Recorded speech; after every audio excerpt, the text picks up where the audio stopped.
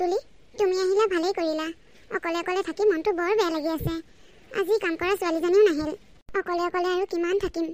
কিবা কথা এষাৰ পাতিবলৈও কোনো এটা লগ নাই। বাইদেউ, ল'ৰা বোৱাৰীয়ে ফোন কৰে নে নকৰে? সিহঁতৰতো কামৰ আজৰিয়ে নাই। কেতিয়াবা মোৰ মনত পৰিলে ময়েই ফোন কৰোঁ। সিও গাঁৱলৈ বহুত দিন অহা নাই। আহিম বুলি নকয় নেকি? আহিম আহিম বুলিতো কৈয়ে থাকে। ইটো সপ্তাহত আহিম, সিটো সপ্তাহত আহিম, ইমাহত আহিম, সিমাহত আহিম, কিন্তু আহিহে নাপায়হি। মোৰ অকলে অকলে থাকি আমনিয়ে লাগিছিল। তুমি অহাৰ কাৰণে ভাল লাগিছে এতিয়া। ময়ো ঘৰত অকলেই আছিলোঁ।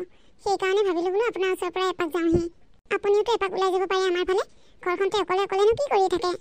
মোৰ মনটোৱে যাওঁ বুলি ক'লেও দেহাটোৱে নাযায়। একেবাৰেই গাটো অথৰবৰ হৈ থকা হ'ল। সেইকাৰণে কিতাপখনকে চাই চাই ঘৰতে বহি থাকোঁ অকলে অকলে। তথাপিও গাটো আগতকৈ অকণমান ভাল পোৱা নাইনে? নাই অ'। হাই প্ৰেছাৰ, চুগাৰ, কি ক'বা আৰু, গোটেইবোৰে আগুৰি ধৰিছে। তাতে অকলে অকলে থাকে আৰু সেইকাৰণে গাটো বেছি বেয়া লাগি থাকে। এপাক ওলাই যাবচোন। কি ক'বা আৰু, এইবোৰ চব মোৰ কপালৰ লিখন। বাইদেউ, আপোনাৰ ল'ৰাটোৱেতো ডাঙৰ চাকৰি কৰে। সিটো আপোনাক নি সিহঁতৰ লগতে ৰাখিবগৈ পাৰে। এৰা, সিহঁত ডাঙৰ মানুহ। সিহঁতে যদি মোৰ দৰে বুঢ়া মানুহ এজনীক লগত ৰাখেগৈ, সিহঁতৰ সন্মানটো ক'ত থাকিব? সঁচাকে দেই, এই ল'ৰা ছোৱালীবোৰক পঢ়াই একো লাভ নাই। পঢ়াই শুনাই এতিয়া সিহঁতক আপুনি ডাঙৰ মানুহ কৰি দিলে। এতিয়া সিহঁতৰ আপোনাক চাবলৈ সময় নাইকিয়া হ'ল। সিটো বহুত দিন ঘৰলৈকে অহা নাই। বহুত দিন নহয়, বহুত বছৰেই হ'ল। প্ৰায় 14 বছৰমান হ'ল। দেউতাক ঢুকাওঁতেই আহিছিল।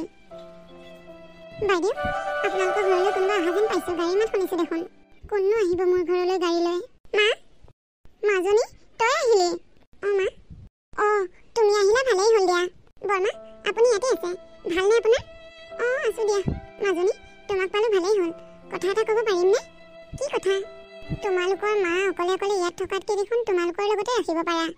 নাই নাই বৰমা, মাক আমাৰ লগত ৰাখিব নোৱাৰিম। ৰাখিব পৰা হ'লে মই ৰাখিলোৱে হয়। কাৰণ আমাৰ ঘৰটো সৰু যে, সেইকাৰণে মানে মাক ৰখাটো অকণমান দিগদাৰ হয়। এটা ৰুমত আলহী চালহী গ'লে থাকে, আৰু এটা ৰুমত ল'ৰা ছোৱালীকেইটা বাহিৰত খেলিব নাযায় যে, সিহঁতৰ কাৰণে খেলা কৰি দিছোঁ।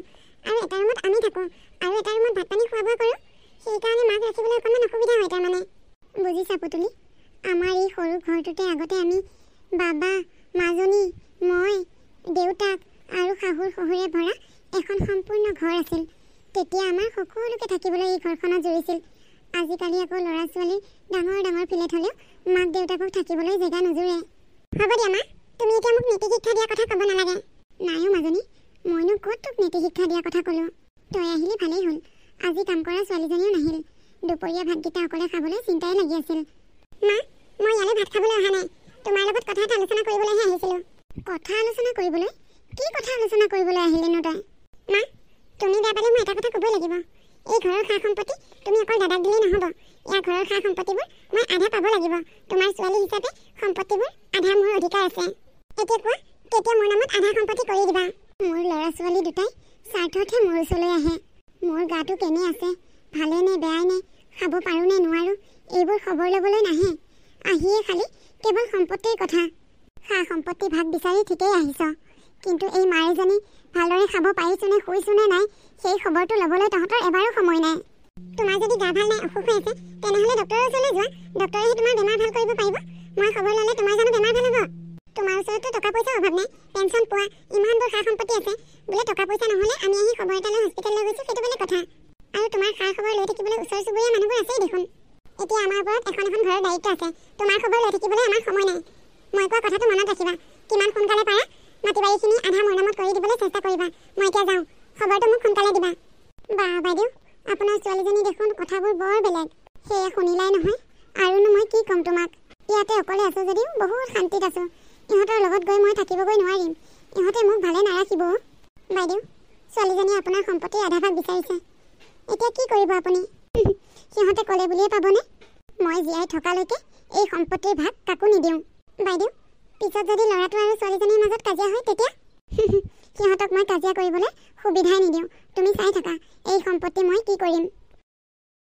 পংকজ, অঁ কোৱা। মই কথা এটা ভাবিছোঁ।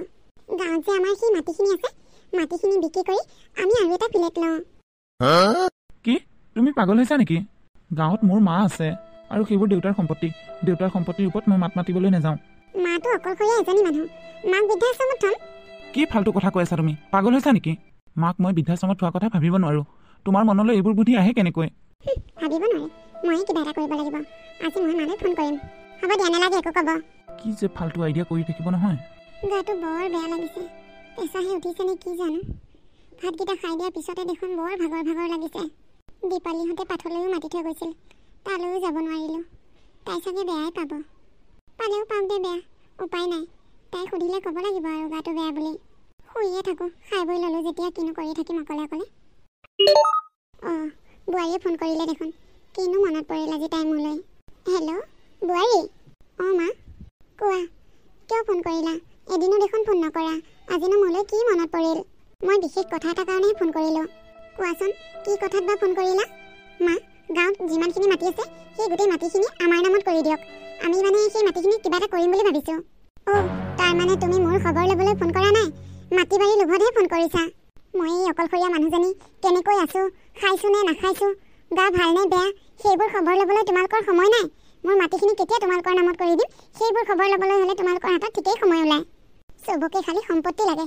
তোমালোকে কি বুলি ভাবিছা মই এই সম্পত্তি তোমালোকৰ নামত কৰি দিম? কেতিয়াও নিদিওঁ।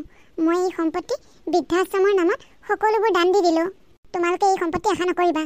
মই জীয়াই থকালৈকে ইয়াতে থাকিম, আৰু মই মৰাৰ পিছত এইখিনি মাটি বৃদ্ধাশ্ৰম হ'ব। আপুনি তেনে কাম কিয় কৰিলে মা? আপুনি ইমান ডাঙৰ এটা সিদ্ধান্ত লোৱাৰ আগতে আমাকতো এবাৰ সুধিব পাৰিলে হয়। কিয় তোমালোকক সুধিব লাগে? তোমালোক কোন? এই মাটি সম্পত্তি মোৰ স্বামীৰ নামত আছে। মোৰ স্বামীৰ সা সম্পত্তি মই বৃদ্ধাশ্ৰমৰ নামত দান দিছোঁ। তাত তোমালোকৰ কি হ'ল? আপুনি কিন্তু এইটো কাম একেবাৰে ভাল নকৰিলে। হ'ব দিয়া, মই এতিয়া ৰাখিছোঁ। সকলোকে খালি সম্পত্তি লাগে। সম্পত্তিখিনি লগাৰ সময়তহে মোলৈ মনত পৰে। গাটো দেখোন আৰু বেছি বেয়া লাগিছে। কৃষ্ণ কৃষ্ণ, ইমান বেয়া লাগিছে গাটো। হে কৃষ্ণ। বাইদেউ, অ' বাইদেউ, মানুহগৰাকী পাঠলৈ নাযায় যেন পাইছোঁ। দুৱাৰঘৰ মেলি দেখোন বিচনাত শুই আছেহি। বাইদেউ, পাঠলৈ যাবনে? বাইদেউ, আৰে মানুহগৰাকী মাত বোল নাই দেখোন। জ্বৰ উঠিছে নেকি? আৰে গাটো দেখোন বৰ ঠাণ্ডা। বাইদেউ, বাইদেউ, বাইদেউ, বাইদেউ আৰু নাই। মই সকলোকে খবৰটো দিবগৈ লাগিব। মানুহজনীয়ে বৰ দুখত পৃথিৱীৰ পৰা গুচি গ'লো। ল'ৰা ছোৱালীকেইটা মুখখনেই দেখা নাপালে অন্তিম সময়ত। ল'ৰাটো 15-16 বছৰ ধৰি ঘৰলৈকে অহা নাই। পুতেকলৈও ফোন এটা কৰি দিওঁ। হেল্ল', অঁ বাবাটো, তোৰ মায়ে আৰু পৃথিৱীত নাই। তহঁতে পাৰ যদি আহিবি। মই খবৰটো জনালোঁ, গাঁৱৰ মানুহকো খবৰটো দিওঁগৈ। হেৰা, ডাঙৰ খবৰ এটা আছে। আমি এতিয়াই ঘৰলৈ যাব লাগিব। ঘৰলৈ? কিয় ঘৰলৈ যাব লাগে? মা হেনো ঢুকালে, এইমাত্ৰ খবৰ দিছে বৰমায়ে। নেলাগে যাব, থোৱা। কি ক'লা তুমি? অঁ, কিয় যাব লাগে? তোমাৰ মায়ে দেখোন মৃত্যুৰ আগমুহূৰ্তত সকলোবোৰ মাটি সম্পত্তি অনাথাশ্ৰমৰ নামত দান কৰি দিছে।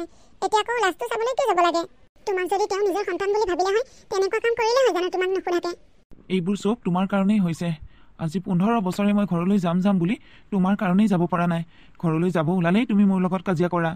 তোমাৰ কথা শুনিয়ে মই ইমান বছৰ ঘৰলৈ নোযোৱাকৈ থাকিলোঁ। আজি আৰু মই তোমাৰ কথা নুশুনো। আজি মোৰ মাৰ ঠাইত যদি তোমাৰ মাৰ হ'ল হয়, তেতিয়া কি কৰিলা হয় তুমি? আচলতে ময়ে এটা পাগল। মই ইমান দিনে তোমাৰ কথা শুনিবই নালাগিছিল। মই এবাৰ ঘৰলৈ যাব লাগিছিল। আজি আৰু মই তোমাৰ কথা শুনাত নাই। তুমি মোৰ ঘৰলৈ নগ'লেও হ'ব। তোমাৰ মা আৰু তুমি লগ লাগি মোৰ জীৱনটো ধ্বংস কৰি পেলালা। মোৰ মাৰ অন্তিম সময়তো মাৰ মুখখন এবাৰ দেখা নাপালোঁ। মই আহিছোঁ। এনেহে একেবাৰে বৰ মাকজনী নিজৰ সন্তানৰ কথা নাভাবি নিজৰ সা সম্পত্তিবোৰ বৃদ্ধাশ্ৰমৰ নামত দান কৰিছে। কি হ'লো মাজনী? জোঁৱাইক দেখোন চকু পানী টুকি টুকি যোৱা দেখিলোঁ। চকু পানী টুকি যোৱাৰ কাৰণে মই মাতেই নলগালোঁ। কি হ'ব আৰু, গাঁৱত হেনো মাক ঢুকাইছে। হয় নেকি? তই নগ'লি কিয়? মাক ঢুকাইছে যেতিয়া তই যাব লাগিছিল। নহ'লেতো এই জীয়েকজনীয়ে গোটেই সা সম্পত্তিবোৰ লৈ ল'ব দেখোন। সা সম্পত্তিবোৰ তাই ল'বলৈ সা সম্পত্তিবোৰ সিহঁতৰ নামত থাকিবও লাগিব নহয় আকৌ এতিয়া। তাৰমানে তই কি ক'ব বিচাৰিছ? সেই বুঢ়ীজনী মৰাৰ আগতেই সা সম্পত্তিবোৰ সকলোবোৰ বৃদ্ধাশ্ৰমৰ নামত দান কৰি থৈ গৈছে। কি সেই বুঢ়ীজনীয়ে তেনেকুৱাহে কৰিলে নেকি? অঁ মা, বুঢ়ীজনী বিৰাট সাংঘাতিক বস্তু। সেইকাৰণেতো মোৰ দেখিবলৈ মন নাযায়। ভালেই কৰিলি সেইজনীক তই চাবলৈ নগ'লি। মা, তই মোক ক্ষমা কৰিবি। মই তোৰ অন্তিম সময়তো আহিব নোৱাৰিলোঁ মা। তই চাগে মনত বহুত কষ্ট পালি ন মা? মোক তই ক্ষমা কৰিবি। তই জীয়াই থকা জীৱনত মই তোক একো সুখ দিব নোৱাৰিলোঁ মা। হেৰি বাইদেউ, ছোৱালীজনী দেখোন নাহিলে। সেইজনী মৰতি নাহে বোলেও। মাকে যে সকলো সা সম্পত্তি বৃদ্ধাশ্ৰমৰ নামত দান কৰিলে, সেইকাৰণেই তাই নাহে। বোৱাৰীজনীয়ে নাহিল দেখিছনে নাই? অকল পুতেকটো ওলাইছেহি। সেইজনী বোৱাৰীও কম নহয়। এইবোৰকে চিন্তা কৰি থাকোঁতে চাগে মানুহজনী প্ৰেছাৰ উঠি এনেকুৱা হ'ল। মানুহজনী অন্য বেমাৰ নাছিল নহয়, প্ৰেছাৰটোহে দিগদাৰ কৰি থাকে। হয় চাগে, প্ৰেছাৰ ষ্ট্ৰকেই হ'ল চাগে। মা, তোৰ যদি বেমাৰ হৈ আছিল তই মোক খবৰ এটা নিদিলি কিয়? তই যদি এবাৰ ক'লি হয় তোৰ বেমাৰ হোৱা বুলি, মই আহিলোঁ হয় মা। তোৰ বোৱাৰীৰ কথা শুনিয়ে মই ইমান ডাঙৰ ভুল কৰিলোঁ। তই মোক ক্ষমা কৰিবি। এনেকৈ মাকৰ নষ্ট দেহটো সন্মুখত ৰাখি চকু পানী টুকি টুকি মাকক ক্ষমা খুজিলে। এয়াই হৈছে আজিৰ সভ্য সমাজৰ আদৰ্শ।